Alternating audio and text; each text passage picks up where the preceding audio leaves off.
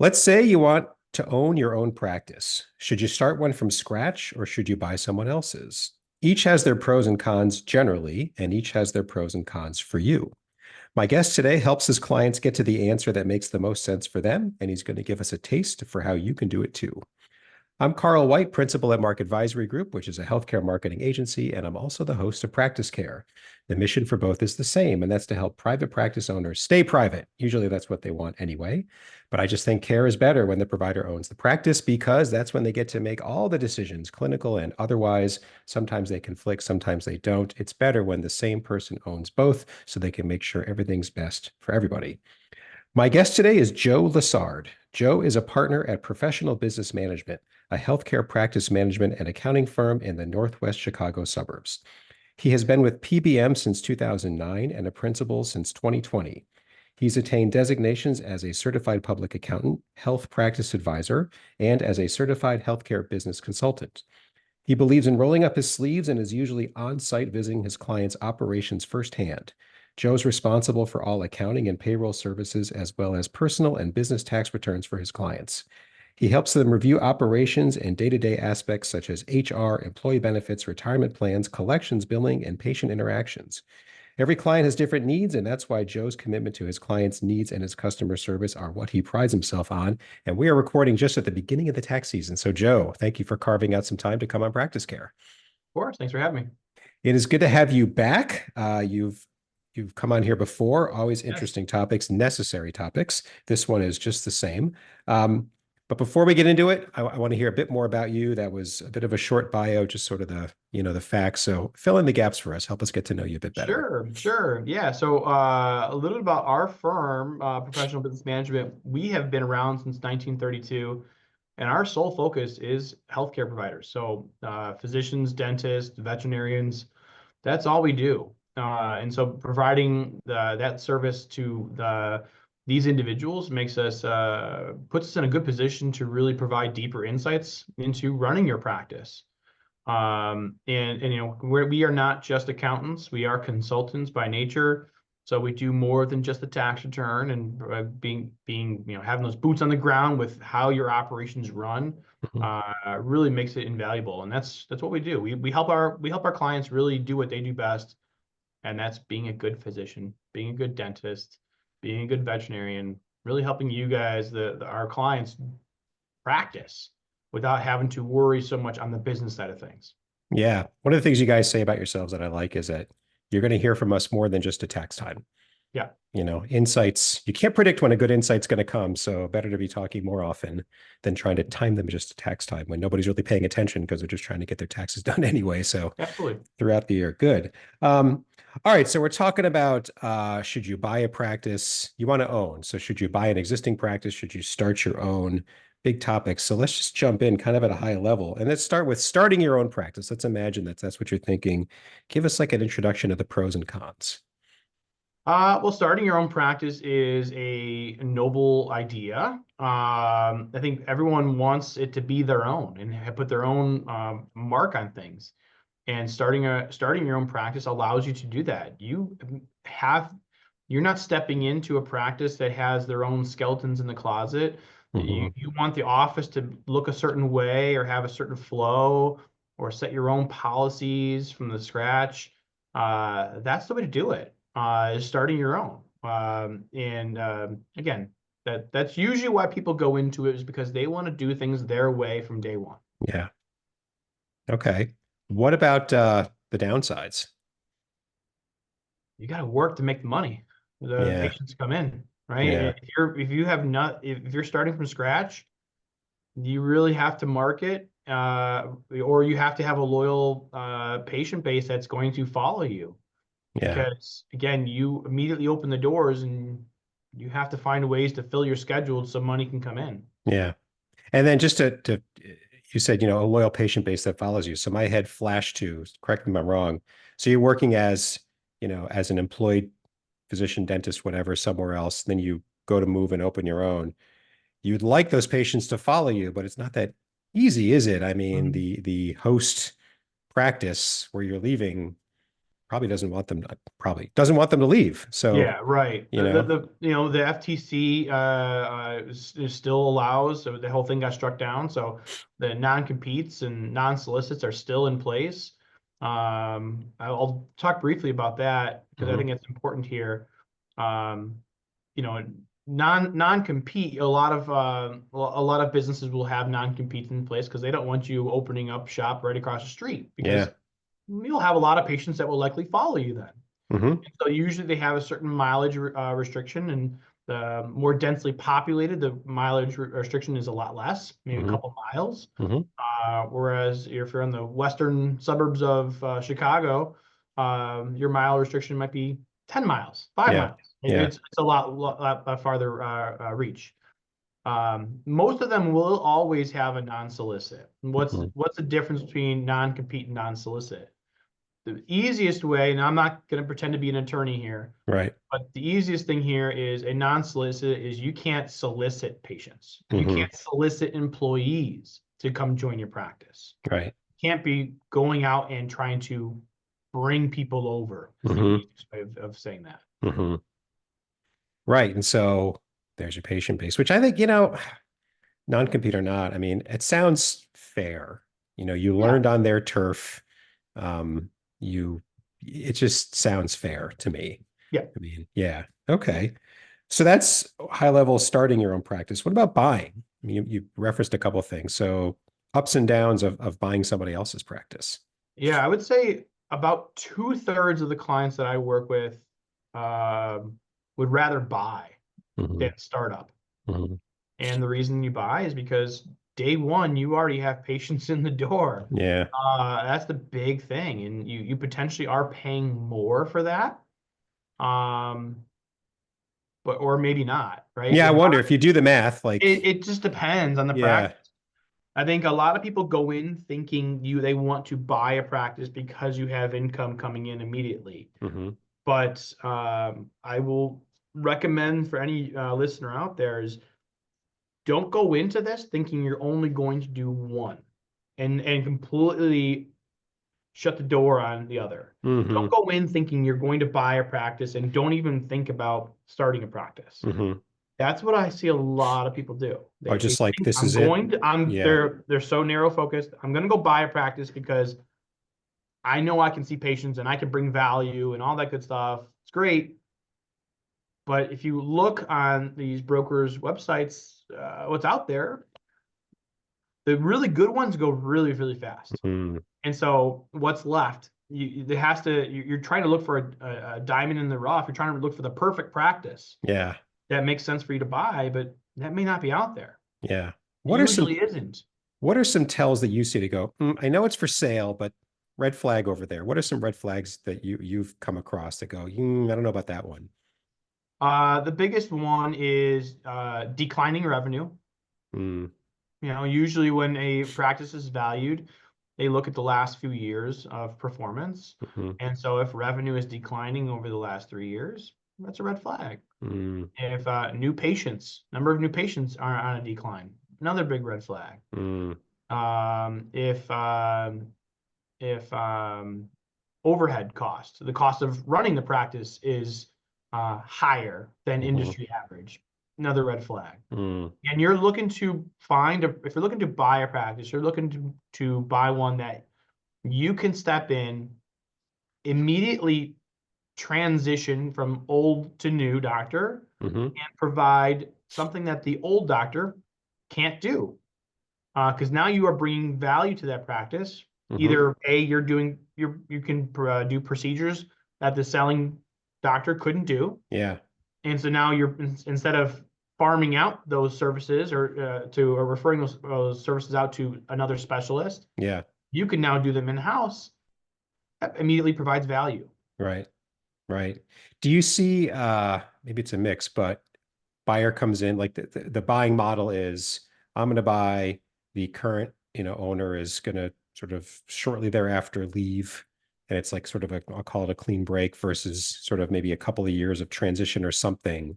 Maybe come in as a junior partner or work your way. This is the plan, but this is where you're going to start, just so Yeah. that I imagine you see both In pros a and in a cons per there. Yeah, in a perfect world, I always recommend someone not necessarily buying into a practice. That could be the case. But having some sort of transition where the old doctor is still there, Yeah. even on a part-time basis for a short-term period. Yeah. Because if they immediately give you the keys and they are not there, the patients are going to leave. Right. Just A don't lot open of that door patients are over going there to and then turn over. races out the door, you know. A lot of patients are going to turn over and they're like, Yeah. well, I don't know you. The new I don't know who the new doctor is. What's my loyalty to them? Just because this is where my GPS takes me every 6 months or every year, right? I can go see somebody else. Yeah. So that usually prompts people to think to potentially change. Yeah. But if they see the seller still there in some capacity, and even though they may not be the patient may not be seeing them, they're seeing you, but they know that the selling doctor is still there. It provides them with comfort to continue that relationship. Which is a big deal, Dr. X who is listening, you're thinking, well, I'm going to bring modern this, or I'm going to bring the new things that this practice is missing. If that's all you think, look Yeah. out, because the patients, there's more to why that patient stays than that, and you're the stranger. And when you meet strangers, you probably get a little nervous. So do they. Yeah. So, you know, yeah, I mean, I think of two dental practices I've seen. One was a very thoughtful transition, even to the name. The name was both of the owners. His was second. And then a couple of years later, he flipped it. And each time he made a change of the name, his patients were saying, when are you going to change this? And he's like, all right, I guess it's time now. But he was in no Mhm. rush. And the person who got bought out stayed on for a couple. It was perfect. And then another one where this guy changed everything. I mean, the dentist who got bought out left fine, even changed the name, the website domain. I mean, I learned this and I went, oh my God, you just took 30 years of community knowledge and blew it up and you're starting Yep. over. Yep. So, yeah, I mean, you can buy it, something that's working well, and still blow it up. So nothing's really Yeah, no, automatic. the biggest recommendation for anybody buying a practice, don't change too much too quickly. Hmm. You may want to make it your way.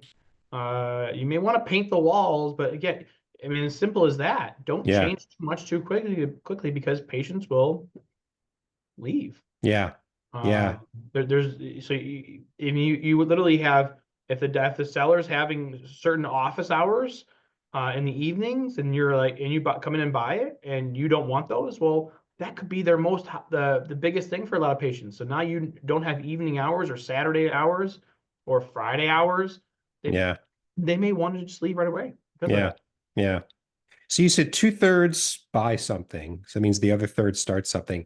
Is there, I mean, is there something about the person that sort of delineates them, like the keys to success, sort of the mindset, the profile of a successful startup, you know, versus the other? Do you see anything, like anything somebody could look at themselves and go, oh, based on what Joe said, yeah, I should look at both, like you said, but I'm probably going to end up here because what he said makes sense. Anything you see about just the nature of the person doing the buying or doing the starting? Um, I think being able to start a practice or buy a practice requires a certain person. Mhm. In general, right? Mhm. You have to be able to want it. You want to be an entrepreneur. Um, and so usually the people that I talk to are very similar in that way, and they want to own something. They want to be in control of their future. Mhm. Um, Starting up versus buying, though, I really don't see too much of a difference. Okay. I think someone that really, because again, I think the same person can do very well with both. Mhm. It's just a matter of what risk you're willing to take. Mhm. Um, certainly starting a practice is the riskier thing to do. It's more of a long-term approach. Yeah. Um, but again, you have the ability to grow it into something really, really profitable. Mhm. You got to be able to have the appetite to suck it up for the first couple of years while you're starting to turn a profit. Yeah. And I like you said a couple of years because there's a lot of impatience, and I don't mean that as it sounds. And I get it. You just shelled out gobs of money, and man, you got time on your hands on a Wednesday or whatever, and you just gotta, Yeah. and you gotta get out there and be willing to hustle. Um, A lot of my startups, I'll focus on dentistry for a moment. A lot of my mhm, startups, banks are happy to shell out money and just give them 750, $800,000 to start up a practice. That's a lot of money. And mhm. it sounds great, but that money goes by pretty quickly when starting a practice. Yeah. Um, and you owe the bank that money at some point. Hmm. So you have to be able to make sure that you can support that. Yeah. And so you getting the right people in your corner to help you identify the location that makes sense for you, the vision you want for yourself, Yeah. setting up your fees, getting a network with providers and negotiating your rates. You Yeah. got to have the right team, whether you are buying a practice or starting a practice. And I can't Yeah. emphasize that enough. Yeah. And you kind of, you said vision sort of quickly there, but just a piece of advice. If you've got the stronger your vision for your practice can be, the better you'll be able to evaluate both scenarios and say, I think that could fit in Yeah. if I just build a roadmap. Because there might be a practice that you look at and go, you know what, this one, I just don't think it's ever going to get to where I want it to be. Pass. Yes. Um, but if you've got a clear enough picture of what the future, what you want it to look like, you can make that it because, if nothing else, I wonder how, I think of due diligence, right? And so you want to do this, and how much can you really find out before you take over the keys and get in? Maybe it's just another reason to kind of come in and overlap for a while so that you can learn more about what you might actually be getting into. But I mean, I wonder how how good is due diligence? It's such a broad, almost vague question, but in the large corporate world where I came from, we would buy something and go, well, let's see if we were right. Because it's That's hard to it. tell from the outside looking in. That's it. You're buying past performance. Yeah. You have no idea if that's going to continue. Yeah. Right? A lot of you know, were a lot of big cases done in the last year that inflated the numbers, right? Hmm. Well, those big cases are done, which inflated the numbers, which the revenue, which inflated the value of the practice. Well, those big cases were already done. That may not. Hmm. That might mean those cases are no longer there in the future. Right. So you're buying past performance, and you're hedging those. You're trying to figure out if that can be replicated in the future and grow for the future. Right. Right. Right. Yeah. And do you get access to that level of detail? There's only so much you can get access to. Hmm. You don't know what's really happening. You can look at numbers. You can look at new patients. Number of new patients per month Hmm. usually. You Hmm. can look at revenue numbers. You can get a breakdown of revenue by source, CPT code or ADA codes. Hmm. Look at what was done and the frequency and the volume of those. But you just have no idea what the grand scheme of things. Right. You don't know. Right. Right. Right. Yeah. You could have X number of cases per year, but they just showed up one day, right? So it's not really a repeatable system there. Yep. Right. Yeah. Totally get it. We have covered a lot of ground. Large topics. We could probably have a whole series of Yep. episodes about on each one. But with that in mind, like anything you think we should have covered that, I guess one question is, what if both are good? What if you're working with a client and you find, boy, startup feels right, but you're looking around, looking at both, like you say, but man, I found a couple that also look good. What do you, Yeah, I think you what again, a I great problem recommend. to have, but what do you Oh do? yeah, my gosh. I think if you can again go down both paths together at the same time, Hmm. and if you happen to stumble across a practice that you're willing to buy, Hmm. but you also see a location that just speaks to you, Hmm. it's all depending on your risk tolerance. That's really what it comes down to. Hmm. And as you mentioned, where do you see what's the vision you have for your practice? Yeah. Can I take this practice I'm looking to buy? It may look good on paper. Again, I'll focus on dentistry. If it's a 5 operatory practice with room to grow, modern equipment, it may look really good. Hmm.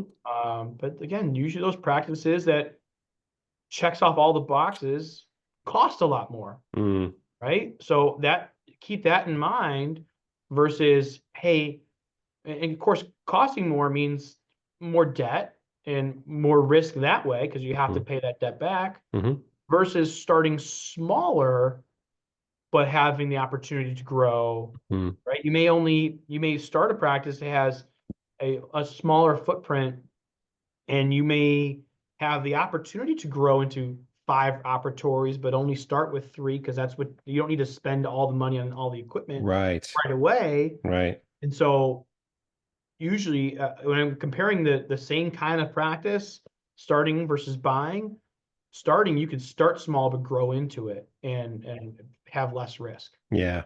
And just sort of climb the stairs Yeah, as you exactly. will. Okay, good. Um, is there anything you think we should have touched on that we didn't? Assemble your team. Mm. I'm a big preacher on that. Assemble your team. Hmm. Your team it will depend on what you need, of course. You I mean will, like your advisory team, or you're like, like your accountant, your yeah, consultant, me, someone here at PBM, of course, would be yeah. very helpful. But also you need a good attorney. Hmm. Focuses on medical and dental, Hmm. veterinarian. You need someone that knows what to look for. Hmm. Real estate, my gosh. I Mm. don't usually don't recommend your attorney be your the person that does your real estate. A, Hmm. it's usually more costly. Um, Mm. but B, if you're looking to buy a practice or start a practice, getting a real estate focused broker that focuses on healthcare is invaluable because Hmm. they know the language and better than everybody, Hmm. and they typically doesn't cost you anything because It's who true. pays for them? The People that own the landlord. building. Yeah.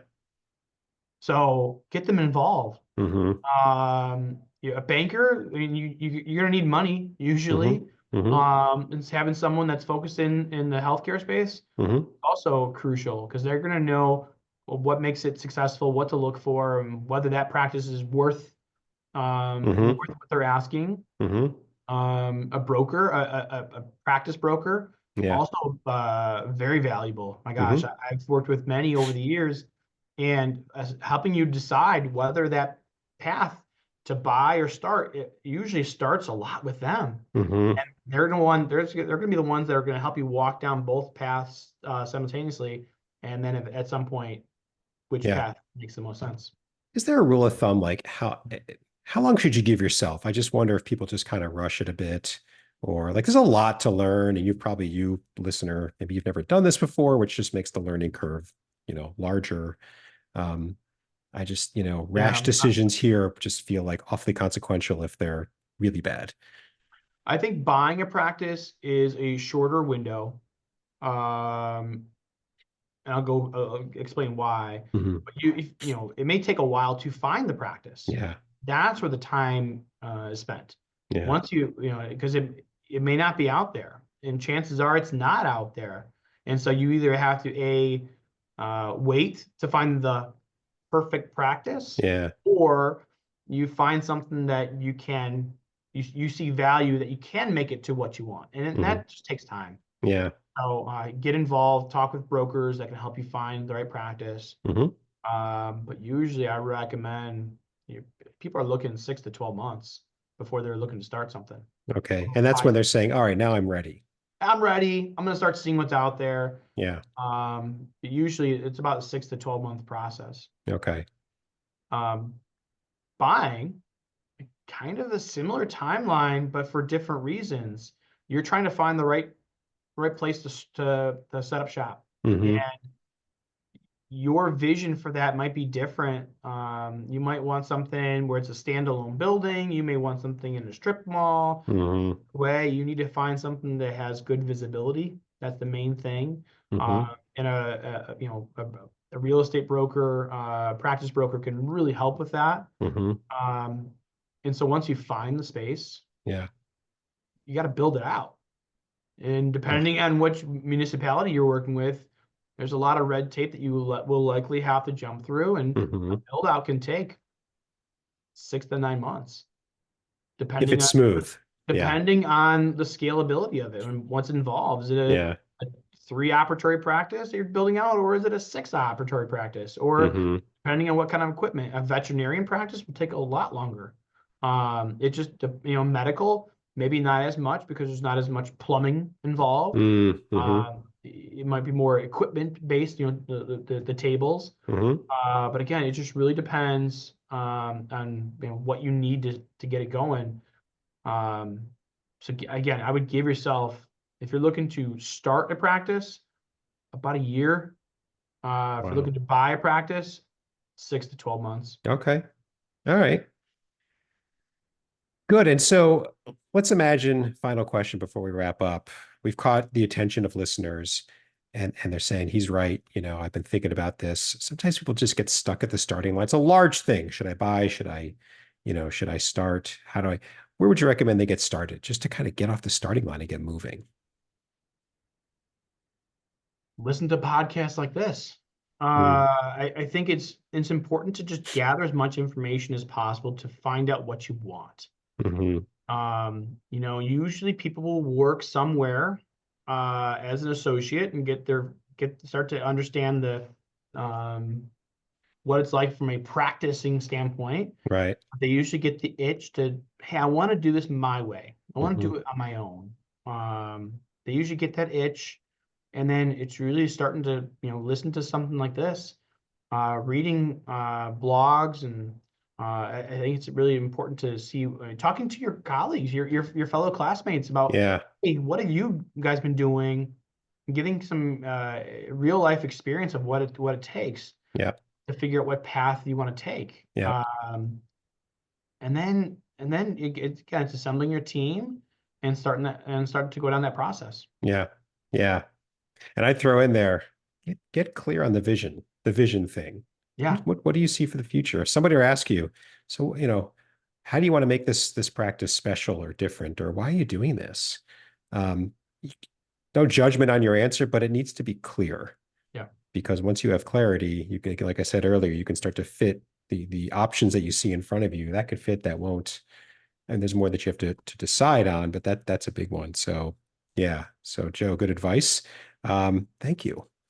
We are, of this course. is another good episode and a big topic. And there's no seasonality and there's not like taxes, right? So at any point in the year, somebody could say, I want to do this and then get clear on it. So thank you so much for coming on Practice Care and helping us understand this. Thanks for having me, Carl.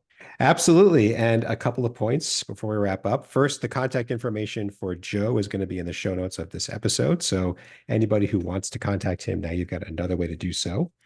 If you haven't subscribed to Practice Care already, please do so. We're on Apple, we're on Spotify, we're on YouTube. Practice Care, one word, super easy, a new episode every week. That's the easiest way to stay up to date.